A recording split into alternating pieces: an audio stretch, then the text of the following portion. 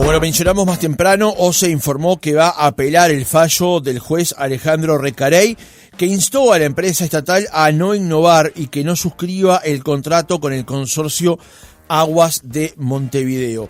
Esta decisión el juez Recarey la tomó luego de que dos grupos, la organización social Los Tucutucu y la Comisión Nacional de Defensa del Agua y la Vida, se presentaran justamente ante el magistrado, defendidos por el doctor Juan Zeleta, pidiendo justamente que no se avance, que no se innove, aplicar una medida cautelar para que la OCE no suscriba el contrato con el consorcio Aguas de Montevideo y de esta manera no se construya el proyecto Neptuno, la construcción allí en Arasatí, donde se tomaría agua en bruto, se potabilizaría y se inyectaría al sistema nacional, en particular al área metropolitana. Vamos a profundizar en esto esta mañana recibiendo a Carmen Sosa, que es integrante de la Comisión Nacional en Defensa del Agua y de la Vida. Carmen, ¿cómo le va? Buenos días, gracias por atendernos. Sí, buenos días, muchas gracias por esta comunicación. Por favor. Les agradecemos mucho. Es un gusto para nosotros. Y bueno, Carmen, en primer lugar, antes de profundizar sobre el asunto, cuéntenos qué es la Comisión Nacional en Defensa del Agua y la Vida. La Comisión Nacional en Defensa del Agua y la Vida surgió en el año 2002 como consecuencia de la privatización que se estaba dando del agua potable y saneamiento en Uruguay, ¿no? Recordemos que en el año 92 vino la Suez Leones de Zoo, que creó aguas que hizo una empresa en Maldonado, privatizando parte al este del arroyo Maldonado, que subió las tarifas un 700% y que quedó en manos privadas. Era 60% de las Suez Leones de Zoo y 60% de inversores privados. Luego, en el año 2002, siguió la privatización en Maldonado con Aguas de Bilbao y se privatizó la otra parte de Maldonado. Entonces, tanto el sindicato de OCE, FOSE, como muchos vecinos preocupados porque venía el avance de la privatización de las empresas. Recordemos que no solamente en Uruguay, ¿no? En toda América Latina seguía el avance de las privatizaciones de las empresas públicas. Se creó la Comisión Nacional en Defensa del Agua y la Vida, que es una comisión horizontal integrada por movimientos sociales, ONGs, sindicatos. El sindicato de FOSE obviamente fue la columna vertebral, algunos partidos políticos, y surgió de esa Comisión Nacional que teníamos que poner en nuestra Carta Magna que el agua y saneamiento solo tenía que ser prestado, estar en manos públicas estatales. Y mucho más importante aún, en esa reforma constitucional se dice que toda la gestión de nuestros recursos hídricos tienen que contar necesariamente con la participación, gestión y control de la ciudadanía. En el 2004 se puso a consideración esa reforma constitucional y el 65,7% de la población dijo que sí a esta reforma. O sea que en nuestra Constitución quedó planteado dos cosas fundamentales. El agua y saneamiento solo puede ser prestados por organismos públicos estatales. Y que toda la gestión de nuestros recursos hídricos, léase, todos los proyectos que se hagan que involucre a un bien hídrico, tienen que contar con la participación, gestión y control de la ciudadanía. Eso es, en síntesis, lo que es la Comisión Nacional. Perfecto. Que hasta el día de hoy sigue trabajando. O sea que es bueno partir de ese punto de ese punto de partida, Carmen, que es que la comisión está integrada, entre otros, por FOSE, por el sindicato, y usted decía por algunos partidos políticos. ¿Podemos mencionar cuáles son algunos de ellos? Bueno, en este momento no están participando partidos políticos, yo te refería en el 2002, pero en su momento participaron compañeros del Frente Amplio, el Partido Nacional, no recuerdo algún otro de ese momento, pero participaron algunos dando su opinión de lo que pensaban del tema, que fue en la construcción de lo que fue el texto de la reforma, ¿no? Bueno, después del 2004 los partidos políticos se alejaron porque, bueno, teníamos otro escenario, pero los movimientos sociales y el sindicato seguimos trabajando en eso, ¿no?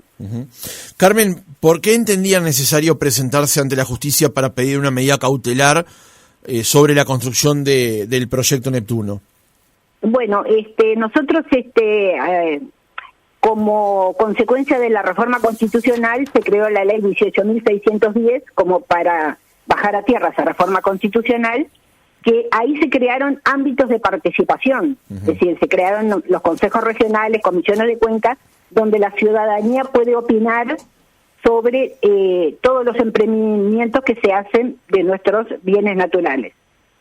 Esas comisiones empezaron a funcionar, pero digamos que el sistema político le ha dado poco caso a lo que dice la ciudadanía, es decir, en materia de participación en estos 20 años hemos tenido muy poco éxito, ¿no?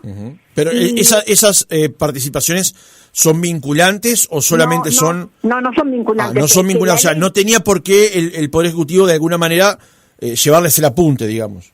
Digamos, sí tiene por qué, porque en realidad la ley 18.610 está violando lo que dice la Constitución, porque esa ley se reglamentó, se aprobó siendo no vinculantes esos ámbitos de participación, y la Constitución es muy clara: participación, gestión y control en manos de la ciudadanía.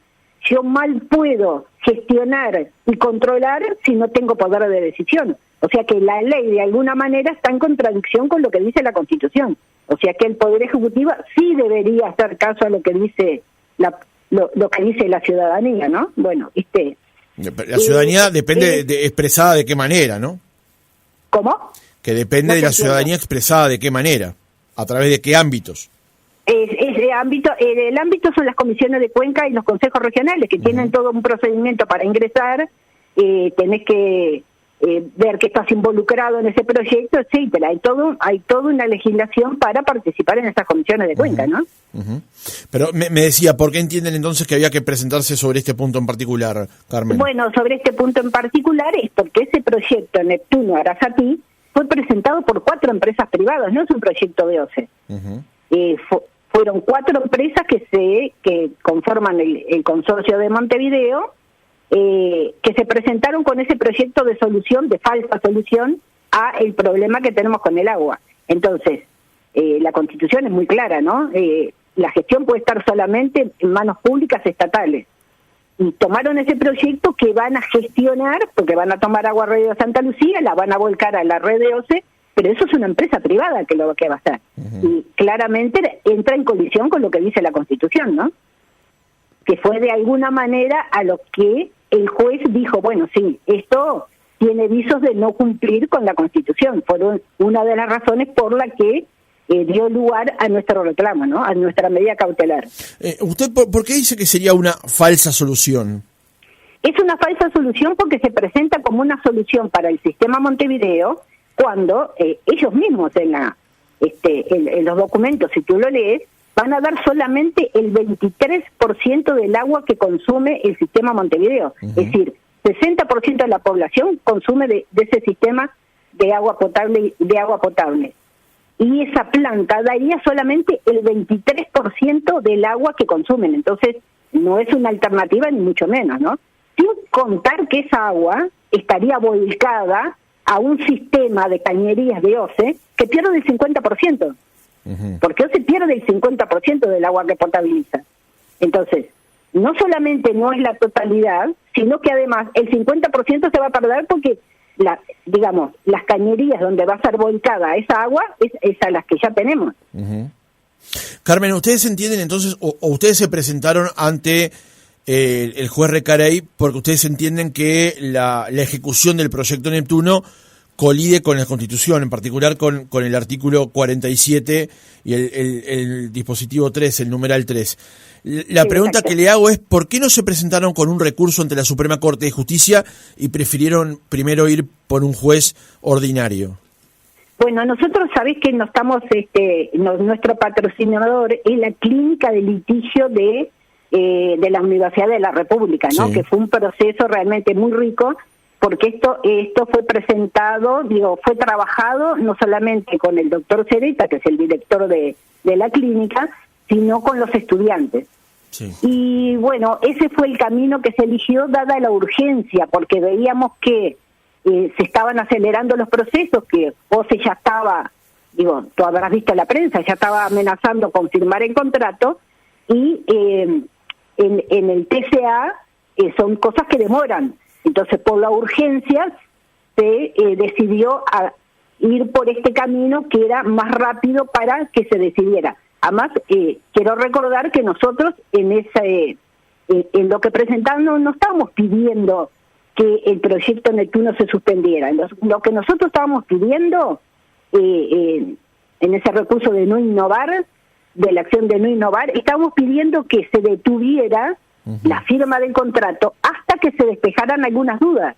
Y ahí contamos con la ayuda de todos los científicos para hacer todas las preguntas necesarias para que el juez tuviera en cuenta a ver si esas preguntas estaban contestadas en lo que presentaba la empresa. Por ejemplo, una de las preguntas era que hay que tener en cuenta que el Río de la Plata es una cuenca que abarca, además de nuestro país, 4 países más. Es decir, hay 4 países más que vuelcan sus desechos al Río de la Plata. Entonces, es una cuenca de la cual nosotros no tenemos soberanía.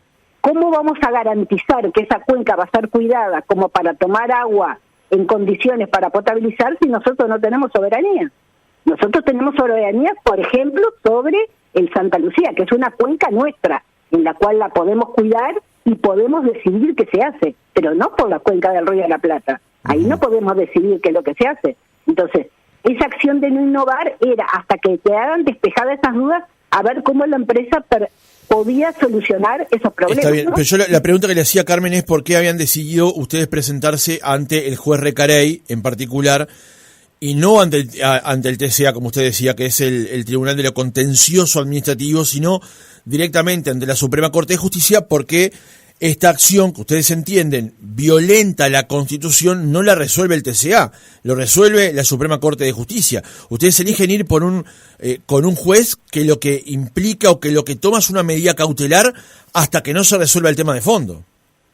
Exacto, pero lo que pasa es que si nosotros íbamos por el TCA, el contrato ya iba a estar firmado, porque los tiempos son mayores. Pero por eso, no se involucra el TCA, es la Suprema Corte de Justicia, porque lo que ustedes entienden que hay una violación a la Constitución, y el único que puede resolver sobre eso es la Suprema Corte de Justicia, no el Tribunal de lo Contencioso Administrativo. Ustedes deliberadamente tomaron el camino de ir por un juez ordinario, llamémosle. Digamos, no es deliberadamente, es una especie de decisión para detener la firma del contrato. Porque si el contrato... Por eso, buscando una medida cautelar. Exacto, una medida cautelar. Bueno, con eso detenemos la firma del contrato hasta que hagamos un juicio contra OCE, que lo vamos a hacer. Tenemos 30 días para hacer un juicio contra OCE. ¿Ustedes van a accionar directamente contra OCE para que no se firme este contrato? El contrato ya no se puede firmar, porque con esta decisión del juez no se puede firmar. Pero vamos a iniciar una acción contra OCE, porque esa no es una solución. Claro, pero justamente la pregunta apuntaba, Carmen, en que ustedes plantean esto ante un juez para que resuelva este punto. Ahora, por supuesto, el contrato no se puede firmar porque no se puede innovar. Esto lo tiene que resolver efectivamente el tribunal, un tribunal de alzada, y ahora entramos en feria judicial. Bueno, pero con la feria judicial siempre contamos. Nosotros vamos a iniciar eso, y para eso hay más tiempo. Ahora que no se puede firmar, tenemos más tiempo para detener ese proyecto, ¿no? Usted, es lo que te explicaba al principio. Claro, ¿usted comparte los términos del fallo del doctor Recarey? Comparto los términos, ¿cómo no te entendí? Del fallo del doctor Recarey, ¿lo comparte íntegramente? Ay, vos sabés que no te entendí lo que me dijiste. Si usted comparte íntegramente el fallo del juez Recarey. Ah, sí, claro. Le planteo porque en el punto 22 del fallo del juez hay como 4 asuntos distintos. Uno tiene que ver con lo que entiende el juez. Hay un proceso de privatización. Allí el juez entiende que hay bases como para suponer que puede estarse ante un proceso de privatización. Luego también señala que es dable admitir que puede haber elementos que eventualmente justifiquen la idea de que se podría estar también vulnerándose las normas atinentes a la Política Nacional de Aguas. Hay un segundo aspecto allí. Luego hay un tercer aspecto que tiene que considerar la calidad del agua que se serviría tomándola desde ese punto allí en Arasatí, y un cuarto aspecto vinculado a los sobrecostos gravosos en las tarifas de agua que se podría incurrir por la construcción de esa obra. Digamos, hay como 4 puntos distintos en el fallo del juez. Sí, exacto. ¿Ustedes comparten los 4? Absolutamente. ¿Por qué entienden que habría sobrecostos en la tarifa? Y porque esto es un proyecto millonario, va a salir más de $250 millones, por una falsa solución porque no va a solucionar el problema, y que OCE la única forma que tiene en sus ingresos es la tarifa. Obviamente, ¿de dónde va a salir el dinero si no de la tarifa? Por una solución que no es solución. Uh-huh. Pero lo que plantea el gobierno es que se haga un consorcio y se le pague a ese consorcio en función de un tiempo determinado de explotación. No está tan claro que vaya a afectar la tarifa. Bueno, eso fue una de las preguntas que no fueron contestadas. ¿De dónde va a salir el dinero? Se lo hemos preguntado reiteradamente a OCE y nunca han contestado eso. Dicen que que el presidente de OCE ha dicho que que no se ha discutido con la presidencia, pero viendo lo que ha pasado en los más de 50 años que tiene OCE, su forma de administrarse y su forma de obtener recursos es de las tarifas. OCE no recibe dinero de más nadie que de las tarifas. Uh-huh. ¿Ustedes entienden también que la calidad está bajo cuestión, la calidad del agua que podría servirse del proyecto Neptuno? ¿Por qué? Bueno, tendrías que ver los múltiples informes de los limnólogos que dicen que esa calidad del agua del río de la Plata no es apta realmente para poder potabilizar. Hay múltiples informes. Hay papers que inclusive nosotros presentamos, algunas investigaciones que fueron en inglés, fueron traducidas al español para presentarle al juez, de por qué explican que esa calidad del agua no en la mayoría de los días del año no es apta como para potabilizar. Uh-huh. Digo, hay mucha bibliografía que los científicos hace un año que vienen presentando en las comisiones de Cuenca, consejos regionales, en la Comisión de Medio Ambiente, diciendo qué problemas tiene esa agua para consumo humano, ¿no? Uh-huh. Cianobacterias, salinidad. No nos olvidemos que más de la mitad del año esa agua puede tener salinidad y esta planta no incluye una desalinizadora. Uh-huh. Digo, hay mucha bibliografía que los científicos han presentado ya hace, diría que más de un año, que están diciendo que esa agua no es conveniente, no es el lugar apropiado para tomar agua. Esta planta no incluiría una desalinizadora, pero sí incluiría un polder que tendría agua para cuando esos episodios de salinidad superaran los estándares permitidos, ¿no? Exacto, también hay informe de que ese polder, de la gestión de ese polder, que tampoco está muy claro en el proyecto cómo se va a gestionar, y los científicos también presentaron pruebas de que ese polder en determinadas situaciones tampoco se podría tomar agua de ahí por el tema cianobacterias, porque el tener agua quieta es una fuente de cianobacterias importante, ¿no? Uh-huh. También hay estudios sobre eso. Pero no confía en la operativa de un agente que justamente se vaya a dedicar a controlar este tipo de previsiones, digamos. Yo lo que sí confío en lo que dicen nuestros científicos, que son los que saben, que hace años que vienen estudiando el tema del agua dulce. Uh-huh. ¿Y cómo puedo confiar en una empresa que no tiene experiencia en potabilización? Las empresas que conforman el consorcio son empresas constructoras, no tienen ninguna experiencia en agua dulce. Pero van a estar reguladas por, primero, que la OCE va a ser su cliente final, y segundo, que van a estar reguladas, al igual que está la OCE, por la URSEA. Exactamente, pero yo no quiero actuar sobre hechos consumados. La URSEA multa o da sanciones cuando ve alguna anomalía, pero bueno, el tema es que nosotros tenemos que evitar de que no pase eso. Uh-huh. No que se las multe o se las controle después. No. Antes hay que ver si es viable ese proyecto o no. Y repito, estas empresas son empresas constructoras. No tienen ninguna experiencia en agua dulce. Pero sí nuestros científicos, ¿no? La academia tiene mucha experiencia en eso, y no solamente a nivel nacional. Hay algunos compañeros que han hecho estudios a nivel internacional y han presentado sus trabajos a nivel internacional en la cuenca del Río de la Plata, ¿no? Claro. El tema, Carmen, es que también hay científicos que estiman que la construcción de la planta es una solución. Hemos hablado aquí con algunos de ellos. Y lo que llama la atención es que el doctor Recarey basó su decisión en el testimonio de 11 investigadores de la Universidad de la República. Es un público determinado de 11 investigadores Sí. que le dieron una opinión determinada al juez para basarse en eso. ¿No debería ser más amplio el campo para analizar en base a opiniones para tomar una decisión tan central como es esta? Claro, sí, es justamente lo que venimos diciendo hace un año, ¿no? Casualmente esos 11 investigadores son los 11 que más saben.